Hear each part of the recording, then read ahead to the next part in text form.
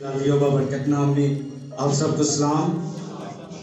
आए मेरे साथ खुदावंद के जिंदा कलाम में से मुक़द्दस लूका की मार्फत खुदावंद यीशु मसीह की लिखवाई हुई इंजील उसका 23वां बाब और उसकी 43वीं आयत खुदावंद के जिंदा कलाम में से पढ़ूंगा। लिखा है, उसने उससे कहा, मैं तुझसे सच कहता हूँ कि तू आज ही मेरे साथ फिरदौस में होगा। खुदावंद के जिंदा कलाम के पढ़े और इसके सुने जाने पर हम सब की बरकत हो।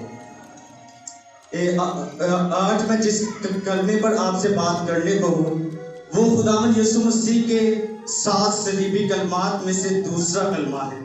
इस कलमे को निजात का कलमा कहा जाता है, जो खुदावंद यीशु मसीह ने उस डाकू से कहा कि मैं तुझसे सच कहता हूँ कि तू आज ही मेरे साथ फिरदौस में होगा। ये कलमा जो है ये खुदावंद यीशु मसीह ने दूसरे पहर के करीब तकरीबन सुबह 11 बजे खुदावंद यीशु मसीह ने अपनी ज़ुबान मुबारक से कहा कि मैं तुझसे सच कहता हूँ कि तू आज ही मेरे साथ फिरदौस में होगा।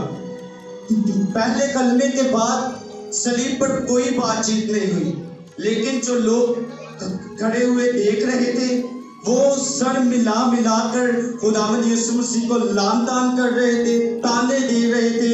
और उनके साथ ही मिलकर वो जो पहला डाकू था वो भी उनके साथ मिलकर खुदावंद यीशु मसीह को ताना देने लगा और कहने लगा कि क्या तुम मसीह नहीं? अगर तुम मसीह है तो हमें भी बचा और खुद भी बच। लेकिन खुदावंद यीशु मसीह वहां पर खामोश रहे। वहां पर खुदावंद यीशु मसीह ने उस डाकू को कोई जवाब ना दिया, लेकिन दूसरे डाकू ने उस पहले डाकू को झिड़का और उससे कहा कि हम तो अपने गुनाहों की सजा पा रहे हैं, हमारी सजा तो वाजिबी है, लेकिन इसने तो कोई गुनाह नहीं किया, इसने तो कोई बेजा काम नहीं किया है। इस कलमे के अंदर डाकू ने इकरार किया है, उसने खुदावंद यीशु मसीह का इकरार किया है, उस पर ईमान लेकर आया है। ये उर्दू बाइबल के अंदर एक लफ्ज है जो इस्तेमाल नहीं किया गया, लेकिन यूनानी बाइबल के अंदर और इंग्लिश बाइबलों के अंदर ये लफ्ज इस्तेमाल हुआ है और वो लफ्ज है लॉर्ड, जिसका मतलब है खुदावंद।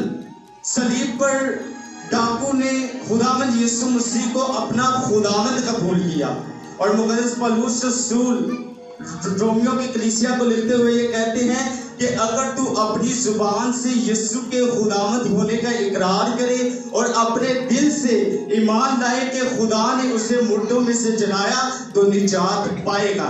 इस कलमे के अंदर भी ऐसा ही हुआ कि दूसरे डाकू ने खुदावंद यीशु मसीह का इकरार किया, उसको अपना खुदावंद कबूल किया और इसी सबब से खुदावंद यीशु मसीह ने उससे कहा कि तू आज ही मेरे साथ फिरदौस में होगा।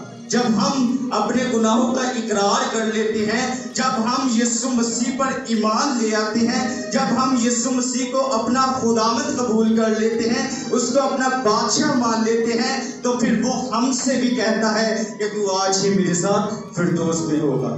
आज इस जमीन पर रहते हुए हर एक शख्स निजात पाना चाहता है, हर कोई चाहता है कि मैं निजात पाऊं, लेकिन निजात पाने के लिए ये बहुत जरूरी है कि हम उसका इकरार करें, उसको अपना खुदावंद कबूल करें। उन लोगों की तरह ना बने कि जिन्होंने पहले उसको अपना बादशाह कबूल किया और बाद में फिर उसी को मसलूब करवा दिया। पहले कहते हैं कि होशना होशना मुबारक है वो बादशाह जो खुदावंद के नाम से आता है। यहाँ पर वो खुदावंद का इकरार करते हैं, लेकिन बाद में वही लोग उसे कहते हैं कि इसे मसलूब करो, इसे सलीब दो। उन लोगों की तरह ना बने, बल्कि सच्चे दिल से खुदावंद को अपना बादशाह कबूल करें। जब आप बादशाह कबूल करेंगे तो वो आपको निजात देगा, वो आपको निजात देना चाहता है। क्योंकि खुदावंद यीशु मसीह ने कहा, खुदावंद यीशु मसीह ने कहीं से ये कहा कि आज इस घर में निजात आई है, क्योंकि वो खोए हुओं को ढूंढने और निजात देने आया है। उसने इस जमीन पर आकर निजात का जो काम है वो पूरा किया, आखिरी दम तक उसने ऐसा किया। आज हमें इस बात को सोचने की जरूरत है, आज हमें इस बात पर हमें गौर करने की जरूरत है कि क्या मेरी जिंदगी के अंदर मैंने खुदावंद यीशु मसीह को अपना खुदावंद माना हुआ है? آج اس بات پر غور کرنے کی ضرورت ہے کہ کیا میری زندگی کے اندر خداوند یسوع مسیح میرا بادشاہ ہے بھی کہ نہیں؟